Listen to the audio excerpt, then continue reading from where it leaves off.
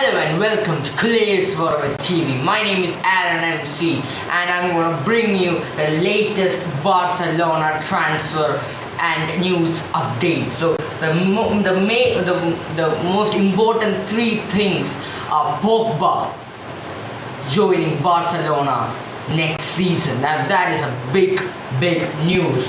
Also, Raheem Sterling, the chances of him joining this January is high as well. Also, we have Fabrizio Romano.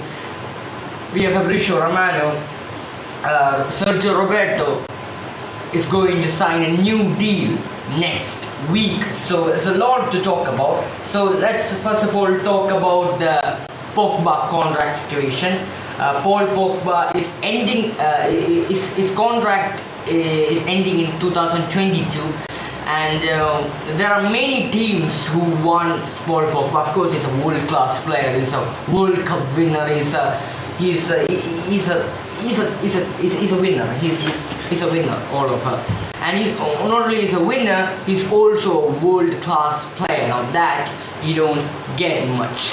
So about Pogba, his contract is ending in 2022, which means next season.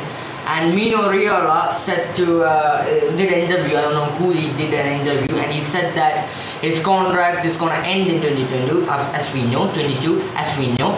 And they will look at the proposal of Manchester United, and also think about it. And also he will also invite other proposals from Juventus, Real Madrid, Barcelona, and other clubs as well. PSG, many teams are interested in Paul Pogba for a free. Paul Pogba for a free. That's like getting.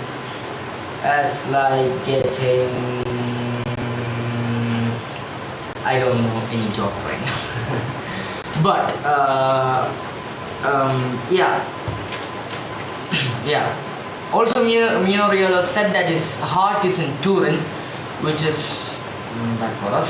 But I think Pogba would go anywhere now. I think apart from United, he would go anywhere, because I don't think he wants to stay there at Manchester United, because I think he wants to go someplace else to win titles, because he doesn't think that United is a title winning team, and I also don't think that.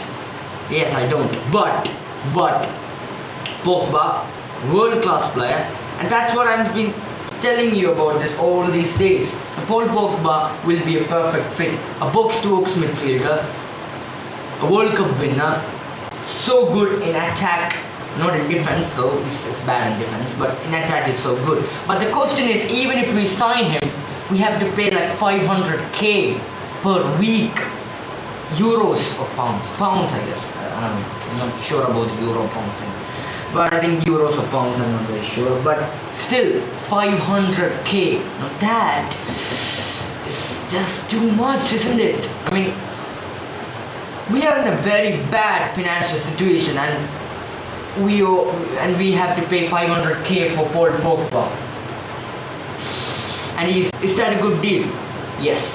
Even if it's 500k, I don't care. Because he's a world-class player, and that's what we need. We lack a world-class player in our team. We lack a winner in our team, and that's what we need. That's who we need. Pogba is a great player, and even if he joins us, where is he going to play? Now that's not playing in that position.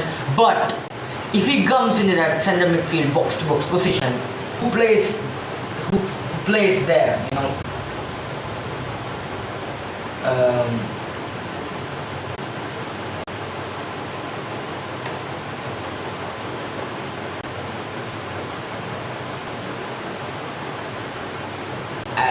What I meant from saying that is that Pedri and De Jong are already there. So now that's the question. If Pedri and De Jong is our midfield trio, who's gonna play? Who's gonna get substitute for Pogba? If you're gonna play Busquets, if you're gonna sub Busquets and put Pogba there, I'm sure he can't do that that defensive midfield job. I'm certainly sure about that. But what I think, and most of people think that, I don't know everyone thinks like this, but Frankie de Jong is the perfect fit for the Barcelona defensive midfield position. I heard that some twat named Fernando Polo of Mundo Deportivo said that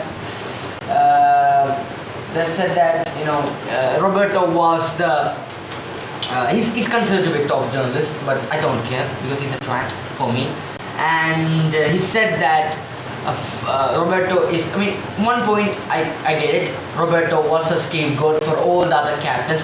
I understand, for Jordi Alba, for Sergio Busquets, for Gerard Piqué after that match against Bayern. I understand that. I also think that, I mean, Busquets and Piqué and Jordi Alba did play well, kind of, but Busquets and Piqué that day was shit. Absolutely wanker shit. They were absolutely shit. And no one said anything about them. No one said. And I think Roberto was, at the end of the day, Roberto was the scapegoat. You know, he represented all the other players, all the other captains, if you say so. And I think that was harsh on Roberto, because he's a center midfielder, as we know him. He cannot play as a right back, even if he has played as a right back. He's not technically gifted as a right back, but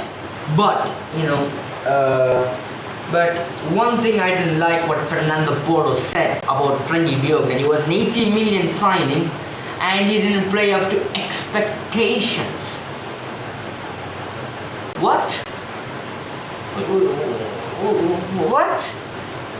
He also added that he was invincible in all those big matches against Atletico Madrid and Real Madrid, and also this game. No, he wasn't.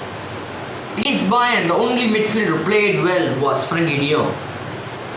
This is Spanish bias. You know, this is called Spanish bias. That's what it is. You know, take a Dutch player and say anything about it. Take a French player and say anything about it. It's simple. It's lazy. It's simple. You know, you just have to take a Dutch player or a French player and say anything about it. That's simple, isn't it? But that's called laziness. That's exactly called laziness. But to say that Milan signing, first of all, it's not his fault that Barcelona paid Ajax 80 million euros or euros, I guess, for Frankie de Jong. It's not his fault. Did he call Bartomeu? Did he call Bartomeu and say, "Hello Bartomeu, can you pay 80 million for me to Ajax?" And Bartomeu was like, "Yeah, boy, I will." He did not. So just don't say that, you know, he was an 80 million player and he did not play up to expectations. No one plays up to expectations. No one. I mean, no one. I've seen Pedri in the big matches and he was shit. Absolutely and utterly shit. And no one told about it. No one said it about it. I think that's a problem, you know, player and saying anything. That's Frankie de Jong is our best midfielder and everyone knows that. And if the players around him is not good enough to play for Barcelona, it's known as at Ajax. And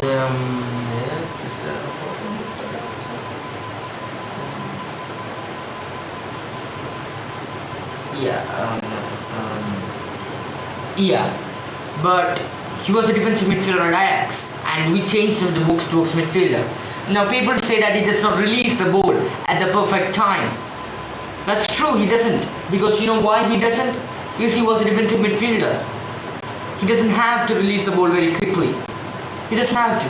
He just have to give it to the main man, that's all. That's all. You know, he played in a trio with Hakim Ziyech, Donny van de Beek and him as a defensive midfielder. And to say that he hasn't played up to expectations, fuck off. Go find another job. No, seriously.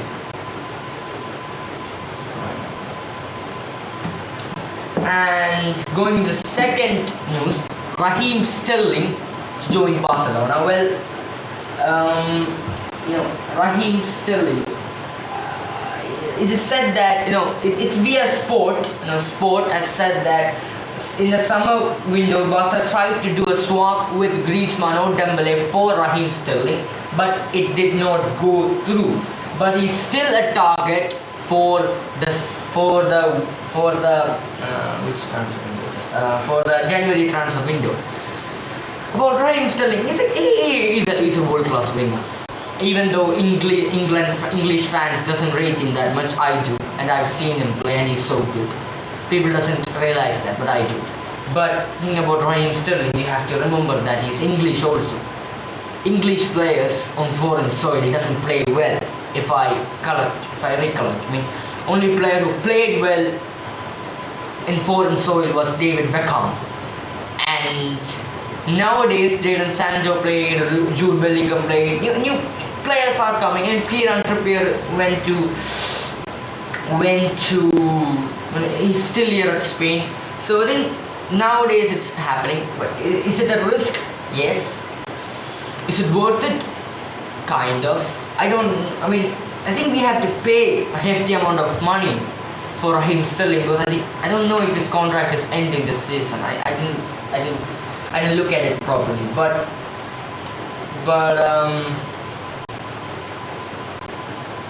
yeah.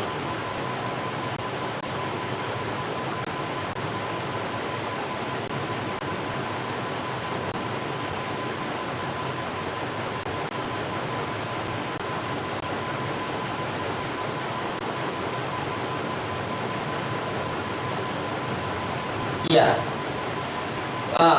As I was saying, Raheem Sterling, it's a good it could be a good signing, but we have to realize the thing as well. You know, English players, as I said before, doesn't play well in foreign soil, and that needs to be recognized here.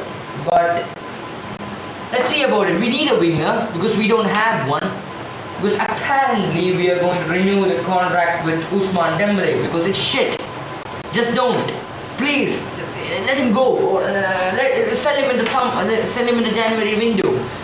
Because Ousmane Dembele, for crying out loud, do not. Since joining us, Ousmane Dembele, what has he done as a whole? What has he done? Right, Ousmane Dembele, what has he done? Nothing. I haven't seen a world-class performance from Ousmane Dembele, one or two. And he's kind of a player like Marcus Rashford. Now, it may not be a great comparison between each other, but I have to say this. Marcus Rashford doesn't play well for a full 90 minutes. If you watch United games, he doesn't play well for a full 90 minutes. He only plays well for that 10-15 minute which he produces a big magic, like giving an assist or a goal, or scoring a goal. Ousmane Dembele is someone like that. Ousmane Dembele doesn't play well. He plays shit for 70-75 minutes and then has that one magic just like that. If he did that on a consistent level in every game, I would have loved him. I would have said renew his contract right here, right now. Sorry, but since joining us, he has missed more than half of the games we have played. I'm not sure about the stats, but I have seen him be injured. I mean, apparently he's injured now also. He will only be back at the end of October, which is shit. Which is absolute shit. And you want to renew the contract again with the guy? Why? I mean, extend 1 year. I would have been happy with that if you extended 1 year with Ousmane Dembele. But 2 years more? No.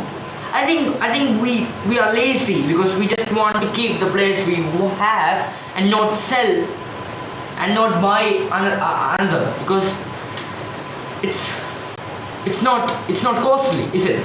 You know, to keep the player we have, it's not that costly. But to sign a new player, it's costly. But if you're gonna sign Raheem Sterling, sell Ousmane Dembele, just sell him. I know his contract finishes in 2022. You know, if I was Laporta, I would give him a 1 year extension, and 2022 on the next season summer window I would sell him. Still I would sell him. Yeah, it may be a cheating, but I would still sell it. But I don't think this Ousmane Dembele contract should happen, because I don't think he's a world-class player. He's a top-class talent, but I don't think he's a world-class talent. I don't believe so. I don't think so. But let's see about Ousmane Dembele. Hopefully he will be back from his injury and start scoring goals, start thumping goals in as he used to do at Dortmund.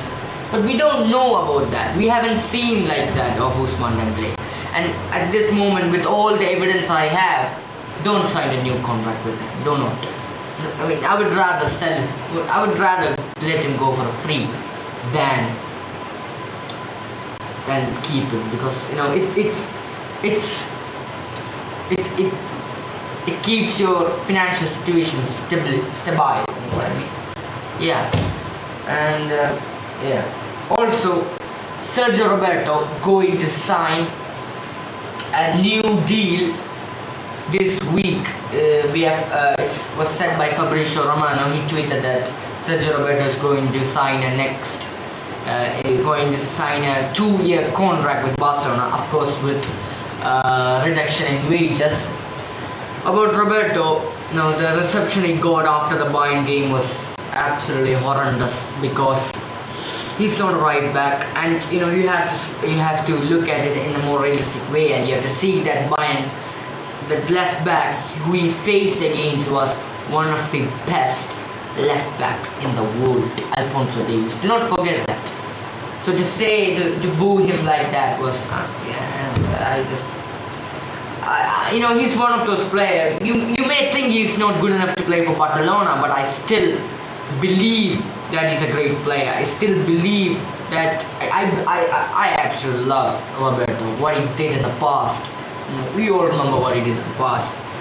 He's at least a bench player for Barcelona, and I surely support the 2-year contract deal with 2-year contract deal, 2-year renewal of the contract deal. I think that's a good idea, because we can keep him, and he loves Barcelona. Even though he got all the boos after the Bayern game, he still said that he wants to stay at Barcelona. Now that's loyalty. Not some people would say loyalty is nothing if you don't play well for your team. Well, yeah, that's true, but the guy, he's not a right back. Just try him in the centre midfield position. Yeah, I think he has already scored 2 goals and given 1 assist in that position this season, if I am right, or I don't know if it's the other way around, like 1 assist or 2 goals, or 2 goals or 1 assist. But he surely have a few goals and assists. But that's why I think he should still be kept here, because I think that Roberto can play well as a midfielder for Barcelona. I mean, it says that only if Ronald Koeman dies, he would give Ricky Puig a chance, even if Pedri is injured. So it's a good, in a way, it's a good thing for Roberto about the Pedri's injury. He's out for 2-3 weeks. Roberto can step up and show people what he's capable of, and I think this is his chance to prove people in that center midfield position. Yeah.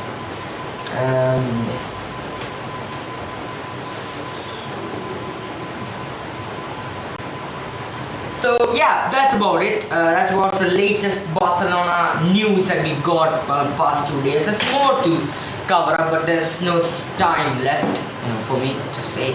I have to go. But thanks for watching, and subscribe to the channel, like and share to others as well. So yeah, until next time, see you.